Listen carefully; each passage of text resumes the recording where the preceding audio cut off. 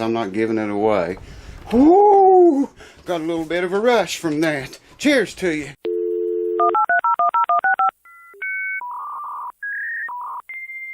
What up, YouTube? Alright, there's the guild with the fretboard glued back on it now. I'll show you that in a minute. These two cracks right here, we're going to tackle those today. Now you're still going to be able to see those. All I'm going to do is get as much glue into them as I can, clamp the thing up, put a band clamp around this whole entire area, squeeze those cracks together, and let the glue set. Then we'll take a razor blade and I'll show you that razor blade trick, the ones that haven't seen it already. But yeah, if I can get this right, I want you to check this out.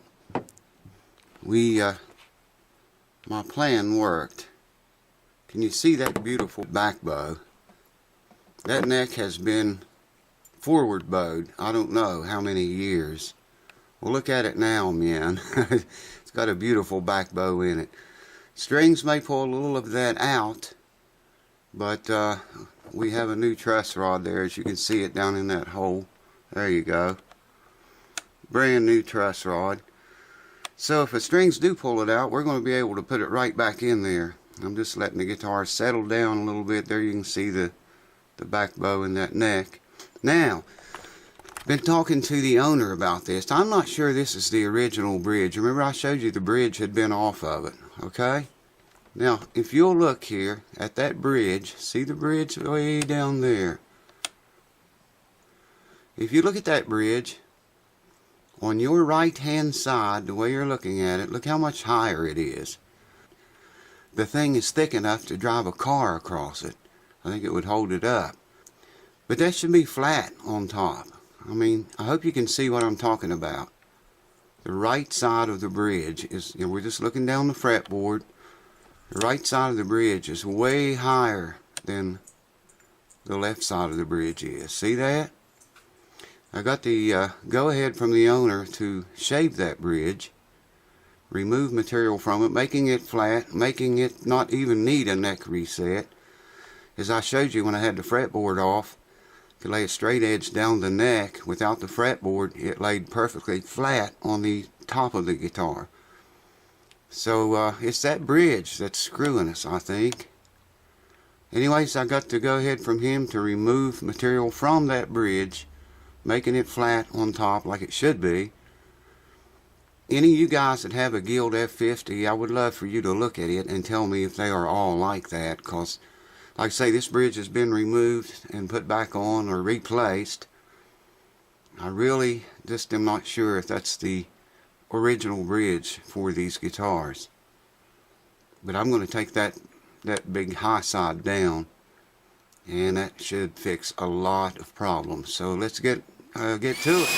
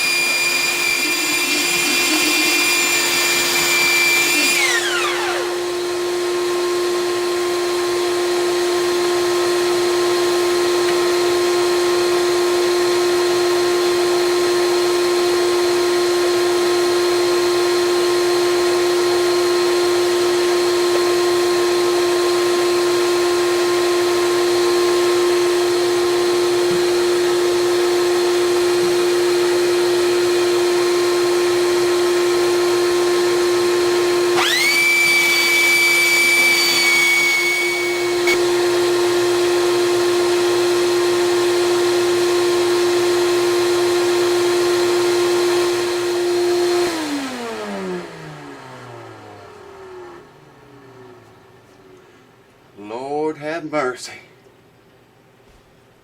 We got it down a whole lot. I think we still got to come down some more though. Good God, it's hot. I don't want to breathe that rosewood. Not a good thing to be doing. Yeah, I got to come down on this side a little bit more. Yeah.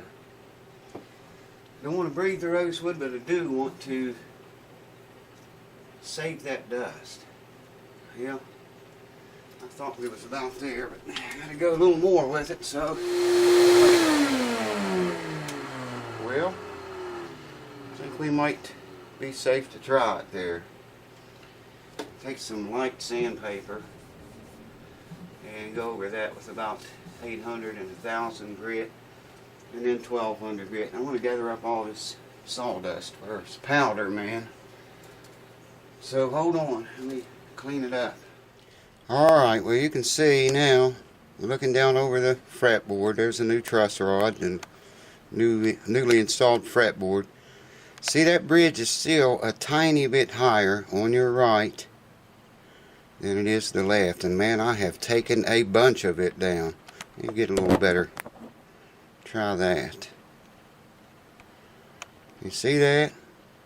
And I have taken a lot of it off. I've taken off 2/64 off of that thing, and it's still higher. It's still higher than the. It's not flat across yet. But I'm gonna stop there. We still got plenty of bridge left. There's just something funky. I think that that bridge doctor down in the hole there is doing all kinds of funky things to this top.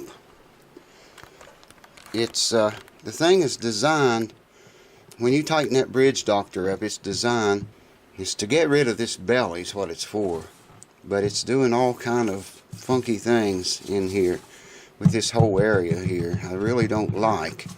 In fact, I would take that bridge doctor, I would recommend taking it out unless you had such a big belly that, you know, this guitar doesn't have any belly right now. Anyways, that's done. Let me show you this real quickly. Put a straight edge on the fretboard. I'm trying to do this with one hand. Now you can see now it clearly goes over the bridge, clears it. Of course, when we put strings on and get string tension, that's going to have some deflection there on the bridge. It's going to come up some, so I allowed for that. That's why it's not touching it right now. But you saw it before, it wouldn't even go up over the bridge. So we have gained a great deal on it. It's still, like I say, looking down it this way, it's still not flat. But it's a whole hell of a lot better than it was. I don't know, maybe that was a defective bridge from the factory, you know. Could very well be. It's happened before. Okay, hold on. We're going to start on these cracks now. I think you can see that all right there. So, all I'm going to do is just, like the other guitar, the Martin, I think it was, I'm just going to apply a thin, a pretty good bead of glue right up both cracks.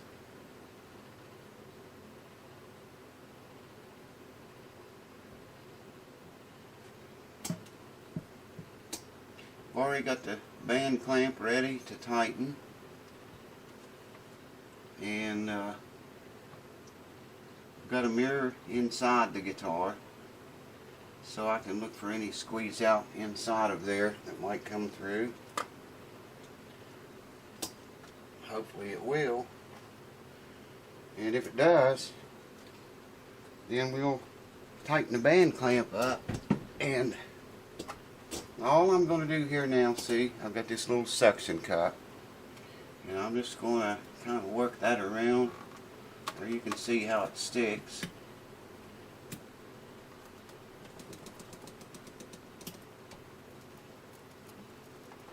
And try to pump glue down into those cracks. Any little opening that is there, glue is going to go down into it. I can see a little bit, looks like it did go into it. And that's sticking big time. There's a little bit of an open place.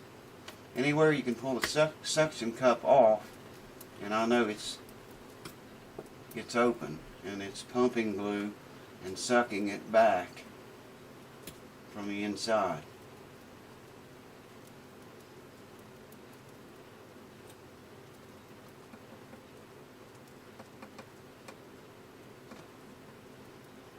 And it's not taking very much.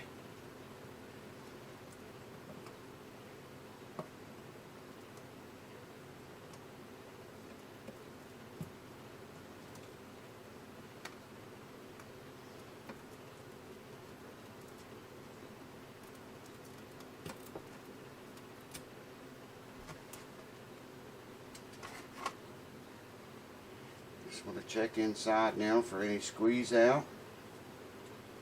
See if anything at all did get through. Say I have a mirror in there. Oh yeah. Yeah, both cracks some came through. Not a whole lot. But hey. Just so some gets through. That's the main goal, right? I know this looks kind of scary, but it's really not as bad as it looks.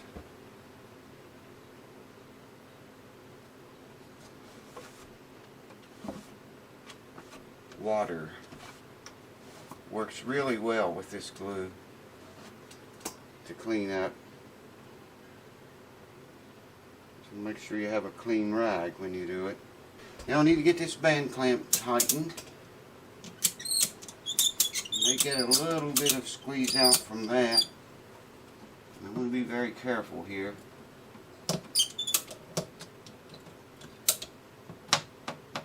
It's getting pretty tight. Yeah, go one more. That's enough. That's good.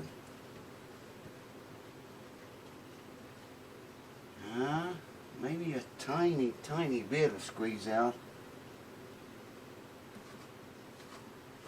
Very little bit, if any.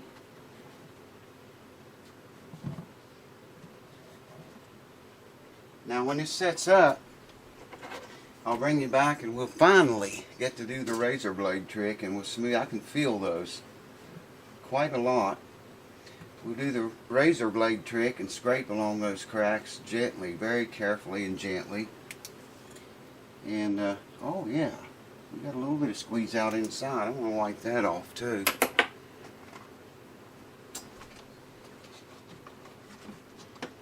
Keep it as clean as possible in there.